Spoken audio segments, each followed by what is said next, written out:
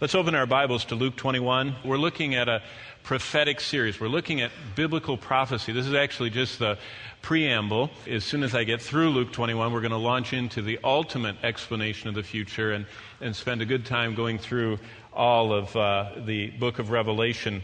But before we do that, Luke 21 talks about the end of time as we know it, the end of life as it comfortably is in especially our world, which is uniformitarian, which means they think that everything just kind of is just humming along and gradually getting better. And of course, we know from the ending here that things are not just gradually moving along, but they're actually climactically headed toward a dramatic and catastrophic ending. And that causes us, and we're going to actually focus on the ending of this, starting in verse 31. In a moment, we're going to get there. But that makes us focus on the most precious commodity that all of us here together have, and that's our time. You and I have time. And God says when we live our time for Him, by living and speaking for Him, by living and serving Him, by living and sacrificing for Him, by living and worshiping Him. When we live our time that He's given us for Him, it's redeemed and it lasts forever. And this whole section, this 21st chapter of Luke, is Jesus Christ's sermon warning that things are not going to go on as they always have, that there's going to be a dramatic, climactic, catastrophic, horrific finale, ending to everything. That made me think a lot this week about time. You know, we just went by New Year's, and time is different on New Year's Eve than any other time of the year. Most of the time, we look at our watches as we're going somewhere. Driving, and we check to make sure we're going to be on time. Walking and checking, or waiting for someone. And time is always about us moving. But it's interesting, if you think about it, on New Year's Eve, we stop and we notice that it's time that's moving. And we can almost hear it going over the dam and dropping off in the distance. And as it crosses the threshold into New Year, we realize that the time that's passed is irretrievable. You know, I look up at the clock that's on the wall. We are under the illusion that time repeats itself because it's just hands that go around and around. And you know, if you don't get it done by 8 o'clock today, you'll have 8 o'clock tonight. And if you don't have 8 o'clock tonight, you'll have 8 o'clock tomorrow morning. And there's this illusion that time is an endless, repetitive cycle, and it's not. It's linear. And it's going one direction. And Jesus says, look, here's the ending. And we're all headed that way. And then He applies it when we get to verse 31. Well, time is marching unstoppably toward the end of the world, the end of life, the end of days. And in Luke 21, we're opening the door to the future. Not what may happen, not what might happen, not what probably could happen. This is actually the door to the future, and the Creator Himself is preaching a sermon, and He's speaking as He sees what's going to happen. That's why he breaks into tears at one point. And it says He wails, wails over the city of Jerusalem. He actually saw what was going to happen, happening to them. So this is not like a good movie we hope follows historic facts. This is actually Jesus seeing what's happening and preaching about it and recording it. And He says that He, as the judge of all, He is the one who will signal the end of days. And with the end in sight, He's seeing it. What does Jesus say we should be motivated to do? That's what He says at the end of His sermon. He actually has two imperatives that come up. In verse 31 is one, if you're a Bible marker. You know what an imperative is? It's a word in Greek, a verb that they slap an ending onto so that it just jumps out. I mean, if you're Greek and you saw an imperative, it would just jump off the page. Kind of like if we put something in bold, bigger case font and bright. If you're reading along a normal black printed book and there's a letter that's about 10 times bigger than all the other ones and darkened, it would stand out. Well, that's what happened in their mind when they saw an imperative. It stood out. It was an expression of something that was to be considered. And Jesus in verse 31 says, the first imperative, it says, so when you see these things happening, know the kingdom of God is near. That's an imperative. Know. You have a responsibility. People who read the Bible, people who care about what God thinks, people who have the Spirit of God within them. Know. Know. He commands us. So we should know. We should pay attention. And then the second imperative is the one we're going to spend more time on, and that's in verse 36. He says, watch. Another imperative, watch. And we're going to examine that word because it's a very beautiful word. It's a word that we can understand even if you don't know Greek. If I said hupneo, it sounds like, well, it probably doesn't to you, but we don't have, it's hypneo in English, hypnotized. It's the same word. And he says this word watch is hupneo. Alpha privative, means don't or not or no. Hupneo means being hypnotized, being put to sleep, being lulled. He says, don't get lulled. Specifically, don't get lulled by the illusion that time is just cyclical, and if it doesn't happen at noon today, it'll happen at noon tomorrow, and if we don't get it at noon tomorrow, we'll get it at noon next week, because we have lots of time. We don't. The time you have this moment, you'll never have again. It's going by like water over a waterfall, never, irretrievably, irrevocably, inalterably gone. And Jesus is telling us, prophecy, the end, should cause us to know and watch. And then the end of verse 36, or the end of the first line, and pray. Pray what? Pray always that you, not them, not us, you. He says you. Jesus is very good at application. Everyone kind of squirmed because they knew he was talking. That you may be counted worthy, not only to escape all these things, but to stand before the Son of Man. Well, he tells us at the end of his sermon, especially in verse 36, he warns us we can get mesmerized by life, hypnotized by time, and we can actually forget what we're here to do. God has allowed us in our culture to have this each year's final day. And I just want you for about 2 minutes to think about New Year's Eve, okay? Have you ever noticed the curious difference about time on New Year's Eve? Almost every other day of the year seems to be the same. But that night, it is brought home to us that time itself is moving.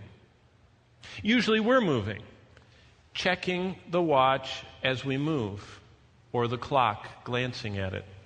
But on that night, we think about time moving. On New Year's Eve, we watch as time inexorably marches into the next year. On New Year's Eve, we can almost hear the stream of time beginning to murmur as it drops over the dam of that strange midnight hour. We become aware of the fact that we are not living in an endless, repetitive cycle, but we are moving on a straight line of time, and we can never retrace it. Now, because of instant playback and word processors and everything else and our digital photography, we seem to think we can correct everything. You take a bad picture, that's all right. We just took a picture and my son altered it. We wanted a family picture and we were, I forget where, New York City or something, and he took the picture and he actually took himself and put it in the picture and he was not there. And no one will ever know.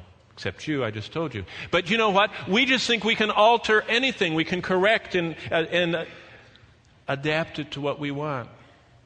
But life and time are so much reflected by that notion, that curious illusion, that time is just going to just keep coming around and we'll have another opportunity. We have noon today, noon tomorrow, noon next week. We imagine that if we don't get something done, it'll be okay because we'll have another similar time tomorrow. And this illusion of time being circular and coming around each day makes us miss the fact that time is going by irretrievably. What we have done, what we have said, and what we have become,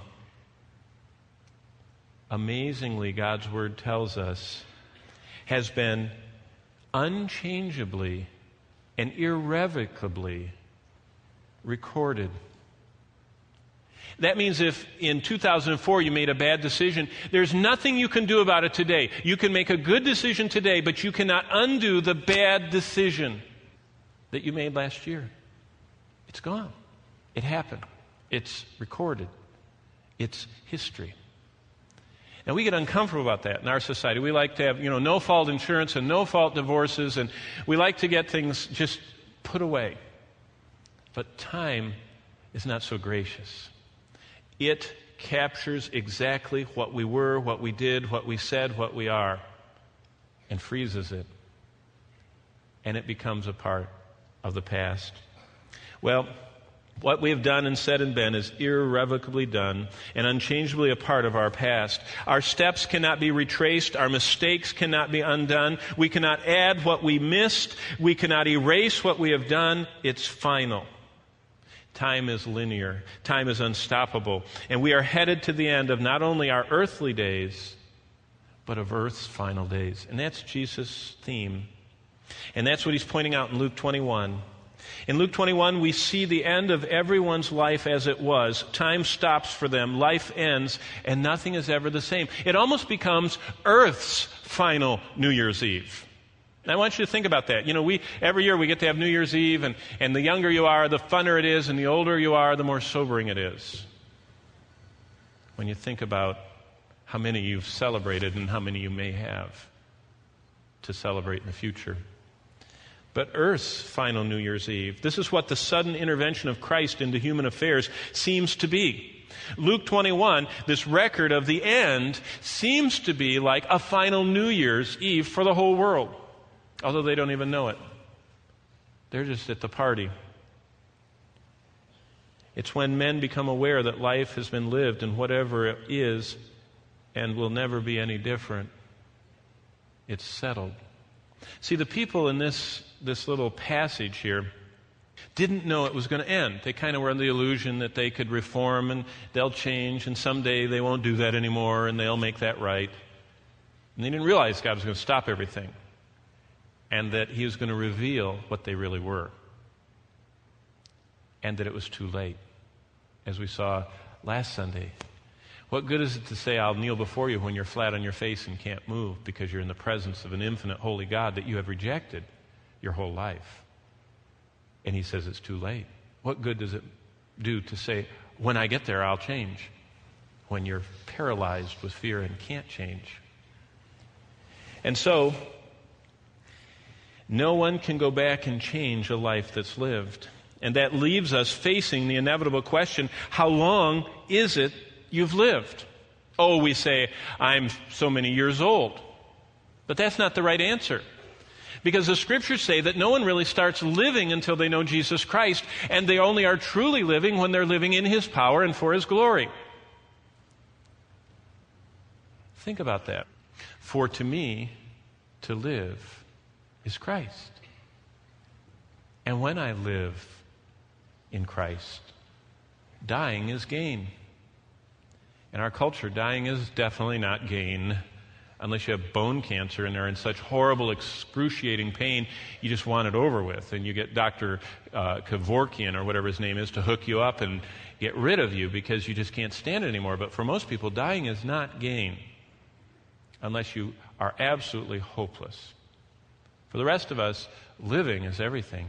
And we haven't defined life the way God does.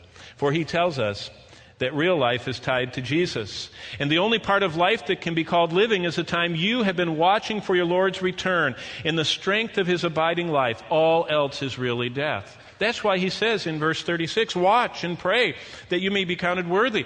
You know, Jesus is giving a powerful, powerful warning. He says, if you don't watch it, you're going to get mesmerized. You're going to be hoopo. You're going to be hypnotized, thinking that you have endless time and you're just going to do it tomorrow. I'm going to start that reading plan, or I'm going to start loving or listening or praying, or I'm going to start, tomorrow. And tomorrow never comes. And Jesus says, watch out. Don't get hypnotized by the illusion of time. It's fast approaching the end. Luke 21 is Christ's call to live deliberately, to live purposefully, to plan to live in such a way that the way we live counts to God, not to us. We like to measure our life by what we have accomplished. And in the church, you're supposed to come and say, what has God accomplished? Not what have you accomplished? We can do all kinds of stuff. Look around the world. It's littered with what's left behind by countless people who've done all kinds of stuff that doesn't matter, and it's all, as our verse says, going to be dissolved. Is the vast majority of what you spent your life doing going to be dissolved? That's the question Jesus asked.